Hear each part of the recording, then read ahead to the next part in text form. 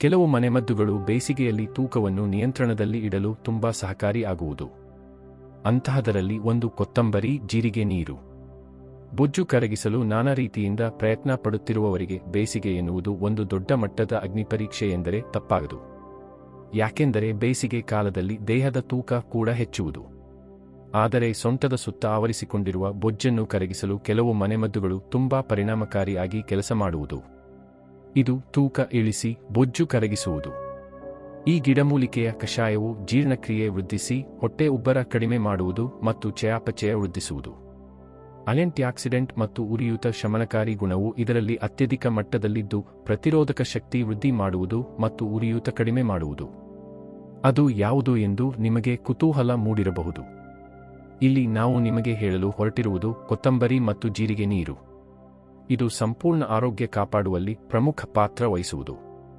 ಇದನ್ನು ನಿಯಮಿತವಾಗಿ ಕುಡಿಯುವುದರ ಜೊತೆಗೆ ಜೀವನಶೈಲಿ ಮತ್ತು ಆಹಾರ ಕ್ರಮ ಬದಲಾವಣೆ ಮಾಡಿದರೆ ಆಗ ಬೊಜ್ಜು ಇಳಿಸಿ ಆರೋಗ್ಯಕಾರಿ ತೂಕ ಪಡೆಯಬಹುದು.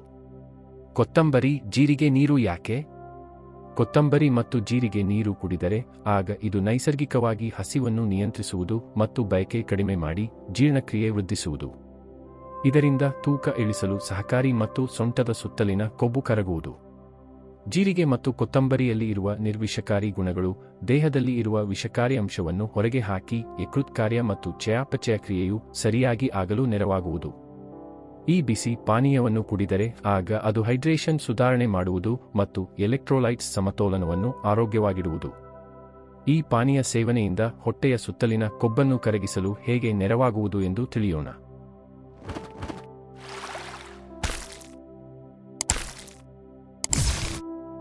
ಚಯಾಪಚಯ ವೃದ್ಧಿ. ಕೊತ್ತಂಬರಿ ಮತ್ತು ಜೀರಿಗೆಯು ಚಯಾಪಚಯ ವೃದ್ಧಿ ಮಾಡುವ ಗುಣ ಹೊಂದಿದೆ. ಚಯಾಪಚಯ ವೇಗ ಪಡೆದರೆ ಆಗ ಕ್ಯಾಲರಿ ಪರಿಣಾಮಕಾರಿಯಾಗಿ ದಹಿಸಲ್ಪಡುವುದು ಮತ್ತು ಇದು ತೂಕ ಇಳಿಕೆಗೆ ಸಹಕಾರಿ. ಹಸಿವು ತಡೆಯುವುದು. ಕೊತ್ತಂಬರಿ ಮತ್ತು ಜೀರಿಗೆ ನೀರು ಕುಡಿದರೆ ಆಗ ಹಸಿವು ಕಡಿಮೆ ಆಗುವುದು. ಇದರಿಂದಾಗಿ ಕ್ಯಾಲರಿ ಹೆಚ್ಚು ದಹಿಸಲ್ಪಟ್ಟು ತೂಕ ಇಳಿಸಲು ಸಹಕಾರಿ. ಅದೇ ರೀತಿಯಲ್ಲಿ ಇದು ಪದೇ ಪದೇ ತಿನ್ನುವುದನ್ನು ಕೂಡ ಕಡಿಮೆ ಮಾಡುವುದು. ಜೀರ್ಣಕ್ರಿಯೆಗೆ ಸಹಕಾರಿ. ಕೊತ್ತಂಬರಿ ಮತ್ತು ಜೀರಿಗೆಯು ಜೀರ್ಣಕ್ರಿಯೆಗೆ ಸಹಕಾರಿಯಾಗಿದೆ. ಇದು ಹೊಟ್ಟೆ ಉಬ್ಬರ, ಗ್ಯಾಸ್ ಮತ್ತು ಅಜೀರ್ಣವನ್ನು ಕಡಿಮೆ ಮಾಡುವುದು. ಇದರಿಂದ ಜೀರ್ಣಕ್ರಿಯೆ ವ್ಯವಸ್ಥೆಯು ಆರೋಗ್ಯಕಾರಿ ಆಗಿರುವುದು. ಜೀರ್ಣಕ್ರಿಯೆಯು ಉತ್ತಮವಾದರೆ ಆಗ ಇದು ತೂಕ ಇಳಿಸಲು ಸಹಕಾರಿ ಮತ್ತು ನೈಸರ್ಗಿಕ ಪೋಷಕಾಂಶಗಳನ್ನು ಹೀರಿಕೊಂಡು ನೀರು ಶೇಖರಣೆ ಕಡಿಮೆ ಮಾಡುವುದು. ಉರಿಯೂತ ಶಮನಕಾರಿ ಗುಣ.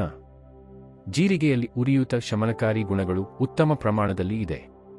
ಇದರಿಂದ ಸಂಧಿವಾತದಂತಹ ಲಕ್ಷಣಗಳನ್ನು ಇದು ಕಡಿಮೆ ಮಾಡುವುದು. ಜೀರಿಗೆಯು ಉರಿಯೂತ ಶಮನಕಾರಿ ಗುಣ ಹೊಂದಿದೆ ಎಂದು ಕೆಲವು ಅಧ್ಯಯನಗಳು ಹೇಳಿವೆ. ಇದು ದೇಹದ ಉರಿಯೂ ಕಡಿಮೆ ಮಾಡುವುದು. ಸಂಧಿವಾತ ಮತ್ತು ಗಂಟು ನೋವಿನ ಸಮಸ್ಯೆಯನ್ನು ಇದು ಕಡಿಮೆ ಮಾಡುವುದು. ಕೊತ್ತಂಬರಿ ಜೀರಿಗೆ ನೀರನ್ನು ಕುಡಿದರೆ ಆಗ ಅದು ಉರಿಯೂತದ ಲಕ್ಷಣಗಳಾಗಿರುವ ಸಂಧಿವಾತ ಮತ್ತು ಕರುಳಿನ ಉರಿಯೂತದ ಸಮಸ್ಯೆ ಕಡಿಮೆ ಮಾಡುವುದು. ನಿರ್ವಿಷಕಾರಿ. ದೇಹದಲ್ಲಿ ವಿಷಕಾರಿ ಅಂಶಗಳು ಇದ್ದರೆ ಆಗ ನಾನಾ ರೀತಿಯ ಸಮಸ್ಯೆಗಳು ಬರಬಹುದು. ಇದನ್ನು ಹೊರಹಾಕಲು ಕೊತ್ತಂಬರಿ ಮತ್ತು ಜೀರಿಗೆ ಪಾನೀಯವು ತುಂಬಾ ಲಾಭಕಾರಿ. ಜೀರಿಗೆ ಮತ್ತು ಕೊತ್ತಂಬರಿಯಲ್ಲಿ ವಿಷಕಾರಿ ಅಂಶವನ್ನು ಹೊರಹಾಕುವ ಗುಣವೂ ಇದೆ. ದೇಹವು ನಿರ್ವಿಷಗೊಂಡರೆ ಆಗ ಸಂಪೂರ್ಣ ದೇಹವು ಆರೋಗ್ಯವಾಗಿಡುವುದು ಮತ್ತು ತೂಕ ಇಳಿಸಲು ಇದು ಸಹಕಾರಿ. ಆರೋಗ್ಯಕಾರಿ ಆಹಾರ ಮತ್ತು ಜೀವನ ಶೈಲಿ ಜತೆಗೆ ಇದನ್ನು ಪಾಲಿಸಿಕೊಂಡು ಹೋಗಬೇಕು. ಹೈಡ್ರೇಷನ್. ಕೊತ್ತಂಬರಿ ಮತ್ತು ಜೀರಿಗೆ ಇರುವ ನೀರು ಕುಡಿದರೆ ಆಗ ಅದು ದೇಹಕ್ಕೆ ಸರಿಯಾದ ಹೈಡ್ರೇಷನ್ ಒದಗಿಸಿಕೊಡುವುದು. ಇದರಿಂದ ದೇಹದ ಕಾರ್ಯಗಳು ಸರಾಗವಾಗುವುದು. ಚಯಾಪಚಯ ಮತ್ತು ಕೊಬ್ಬಿನ ಚಯಾಪಚಯವೂ ಆಗುವುದು. ಕೊತ್ತಂಬರಿ ಮತ್ತು ಜೀರಿಗೆ ನೀರು ತಯಾರಿಸುವುದು ಹೇಗೆ? ಬೇಕಾಗುವ ಸಾಮಗ್ರಿಗಳು: 1 ಚಮಚ ಕೊತ್ತಂಬರಿ ಬೀಜ, 1 ಚಮಚ ಜೀರಿಗೆ, 4 ಕಪ್ ನೀರು, ಲಿಂಬೆ ತುಂಡುಗಳು ಮತ್ತು ಜೇನುತುಪ್ಪ ಅಗತ್ಯವಿದ್ದರೆ. ತಯಾರಿಸುವ ವಿಧಾನ: ಕೊತ್ತಂಬರಿ ಮತ್ತು ಜೀರಿಗೆಯನ್ನು ಸರಿಯಾಗಿ ತೊಳೆಯಿರಿ ಮತ್ತು ಇದರ ಕೊಳೆ ಮತ್ತು ಕಲ್ಮಶ ತೆಗೆಯಿರಿ. ಒಂದು ಪಾತ್ರೆಯಲ್ಲಿ 4 ಕಪ್ ನೀರು ಹಾಕಿ ಮತ್ತು ಇದನ್ನು ಮಧ್ಯಮ ಬೆಂಕಿಯಲ್ಲಿ ಕುದಿಸಿ. ನೀರು ಕುದಿದ ಬಳಿಕ ಅದಕ್ಕೆ ಕೊತ್ತಂಬರಿ ಬೀಜ ಮತ್ತು ಜೀರಿಗೆ ಹಾಕಿ. ಬೆಂಕಿಯನ್ನು ಕಡಿಮೆ ಮಾಡಿ ಮತ್ತು ಹಾಗೆ ನೀರು 10-15 ನಿಮಿಷ ಕುದಿಯಲಿ. ಇದರ ಎಲ್ಲಾ ಪೋಷಕಾಂಶಗಳನ್ನು ನೀರು ಹೀರಿಕೊಳ್ಳಲಿ. ಬೆಂಕಿಯಿಂದ ಪಾತ್ರೆಯನ್ನು ತೆಗೆಯಿರಿ ಮತ್ತು ಇದು ಸ್ವಲ್ಪ ತಣ್ಣಗಾಗಲು ಬಿಡಿ ಮತ್ತು ಸೋಸಿಕೊಳ್ಳಿ. ಇದಕ್ಕೆ ಲಿಂಬೆ ತುಂಡು ಮತ್ತು ಜೇನುತುಪ್ಪ ಅಗತ್ಯವಿದ್ದರೆ ಸೇರಿಸಿಕೊಳ್ಳಿ. ಇದರ ಬಳಿಕ ಸೇವಿಸಿ. ಅತಿಯಾಗಿ ಕುಡಿದರೆ ಏನಾಗಬಹುದು? ಕೊತ್ತಂಬರಿಯಲ್ಲಿ ಇರುವ ಕೆಲವು ಅಂಶವು ಮೂತ್ರವರ್ಧಕವಾಗಿ ಕೆಲಸ ಮಾಡುವುದು ಮತ್ತು ಇದರಿಂದ ಮೂತ್ರ ವಿಸರ್ಜನೆ ಹೆಚ್ಚಾಗಬಹುದು. ಕೆಲವು ಸಂದರ್ಭದಲ್ಲಿ ಇದು ನೆರವಾಗಬಹುದು. ಆದರೆ ಮೂತ್ರವಿಸರ್ಜನೆಯು ಅತಿಯಾದರೆ ಆಗ ಇದರಿಂದ ಎಲೆಕ್ಟ್ರೋಲೈಟ್ಸ್ ಅಸಮತೋಲನ, ನಿರ್ಜಲೀಕರಣ ಮತ್ತು ಕಿಡ್ನಿಯ ಮೇಲೆ ಒತ್ತಡ ಬೀಳಬಹುದು. ಇನ್ನು ಕೆಲವರಿಗೆ ಕೊತ್ತಂಬರಿಯಿಂದ ಅಲರ್ಜಿ ಕೂಡ ಆಗಬಹುದು. ಇದರಿಂದ ಚರ್ಮದಲ್ಲಿ ದದ್ದು, ತುರಿಕೆ ಅಥವಾ ಶ್ವಾಸಕೋಶದ ಸಮಸ್ಯೆಗಳು ಕಾಡಬಹುದು. ಅತಿಯಾಗಿ ಕೊತ್ತಂಬರಿ ನೀರನ್ನು ಕುಡಿದರೆ ಆಗ ಜಿಠರಕರುಳಿನ ಸಮಸ್ಯೆಯಾಗಿರುವ ಹೊಟ್ಟೆ ಉಬ್ಬರ, ಗ್ಯಾಸ್ ಮತ್ತು ಅತಿಸಾರವೂ ಆಗಬಹುದು. ಹೀಗಾಗಿ ಕೊತ್ತಂಬರಿ ನೀರನ್ನು ಮಿತ ಪ್ರಮಾಣದಲ್ಲಿ ಸೇವನೆ ಮಾಡಿದರೆ ಒಳ್ಳೆಯದು. ಇದನ್ನು ಸೇವನೆ ಮಾಡುವ ಮೊದಲು ವೈದ್ಯರ ಸಲಹೆ ಪಡೆದರೆ ಒಳ್ಳೆಯದು.